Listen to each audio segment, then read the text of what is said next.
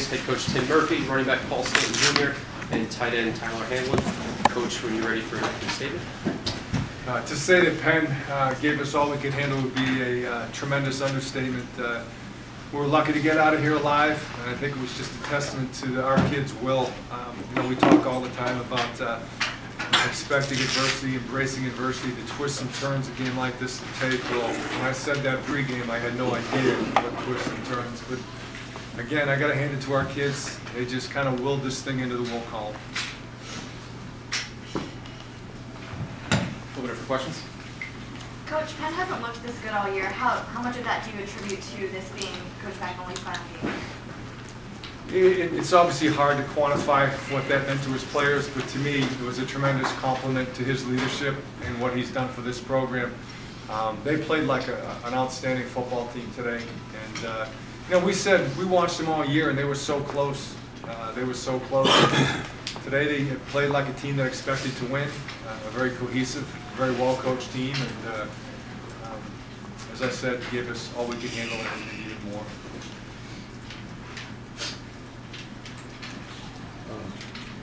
How does this game prepare you for next week against Yale? I don't want to think about next week. You know, one thing I've learned in the last 7 months is live in the moment. And these kids, I want them to enjoy it. We work so hard, and they work even harder. You know, 300+ days a year for only 10 games, and they're really going to enjoy this before we put Yale under the microscope. Paul, can you talk about your 3 runs? Oh yeah, well, I mean, the first 2 long touchdown runs, I really have to give credit to my offensive line.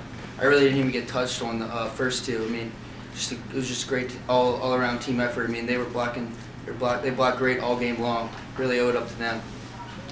And what about the third? I mean, the third one, I mean, it was blocked great too, and I just know that I had to get in. I mean, just to finish the game off. We always talk about finishing strong, and I just knew that we had to finish right there on that drive. What are you guys thinking? Late third quarter, they're up a touchdown and driving, and are you guys thinking this might be, you know, we're in real trouble? No, not at all. I mean, all game long, I mean, we're used to adversity. We expected this to be a tough game going in, so, you know, we just knew we had the ability to finish. We just had to go out there and play. Zach, what's going through your mind? Where are you? Yes.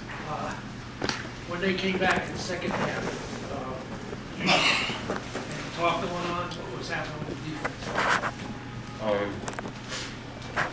You know, as far as the defense, I think we put a large emphasis that, like, it doesn't matter who's in front of us, who we're going against.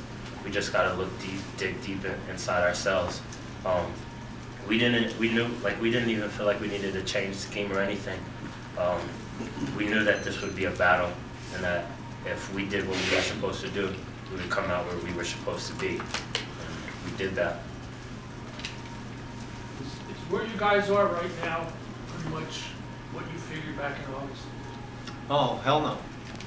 I mean, in August, you don't know. We talk about it all the time. It's, you know, it's a brand new team. It's a brand new dynamic, and you never know. We don't have, you know, we obviously set the bar high, and our goal was to win the Ivy League championship. But in August, you don't really know anything about your team. And that's the truth.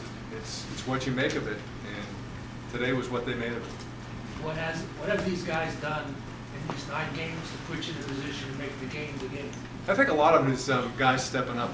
You know, we have an outstanding quarterback in Connor Hempel, and I really feel terrible for him because he's hardly played this year, and you know, he's just such a dynamic presence in the locker room, dynamic presence on the field, and a tremendous football player. And you know, for us to, you know, go 9-0 with him playing basically 8 quarters, I think is a testament to, you know, what our kids have done all season, and that's handle adversity. One guy goes down, somebody steps up, and you know, today was that situation too, in many respects.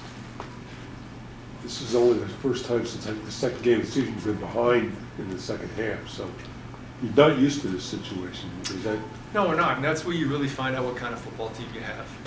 You know, we had every opportunity to fold today, and our kids just, like I said, it wasn't coaching, it wasn't anything other than our kids' will just to get this thing somehow into the win column. Tim, did somebody already ask you what you said to Al afterwards? Yeah, I had an opportunity to talk to him at length, you know, class act that he is yesterday.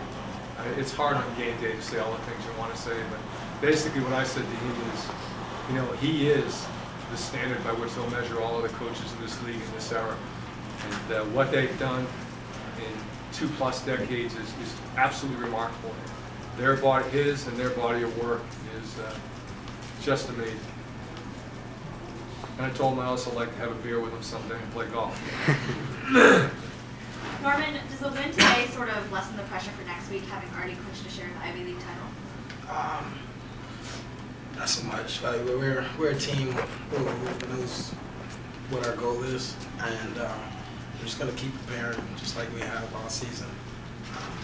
But we're definitely going to enjoy today's win. Ty, could you talk about that play? Absolutely. They were giving us a look that I thought we could capitalize on that. I came to coach, I suggested it as something that we practiced all week. It's actually one of our basic big plays. And I was able to get a release. Scotty was able to step up. He trusted the route. He got jammed up a little bit. It wasn't as clean on the release as I would like to have been, but Scotty trusted me. He put it where I needed to go get it, and it just kind of happened. Given the timing of that, have you made a bigger catch in your career? Have I made a bigger catch in my career? Probably not. Probably not. I've only made a couple. And that's why we call him Coach Hamblin. He did. He came over and said, Coach, we can beat him on Pit X. I said, you sure? He goes, I'm sure. Paul, I think you're 235 yards. You know, is it a surprise that you could do that? I mean, I think it's someone said 4th highest in school history. I mean, I really wasn't sure how much I'd get going in. We knew that we were going to have to run the ball a lot this game, but with this offensive line we have this year, I mean, they really owed up to them.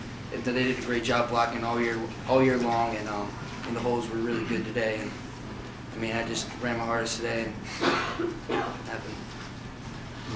What do you think? I mean, he's like Paul's just so humble. I mean, he's an amazing football player. He's got a lot of talent, like any really outstanding running back, but he's just got tremendous heart, tremendous mental toughness, and you know, we just, you know, to some extent, he put us on our shoulders today. Coach, 3 years in a row now with the Ivy League.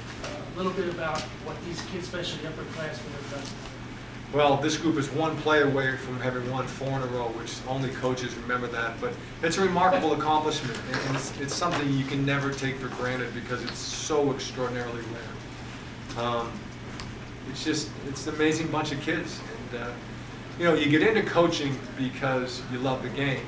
You stay in coaching this long in one school because you love the kids. We get amazing kids, just as Penn does. We get amazing kids. Any other questions? Okay, thank you.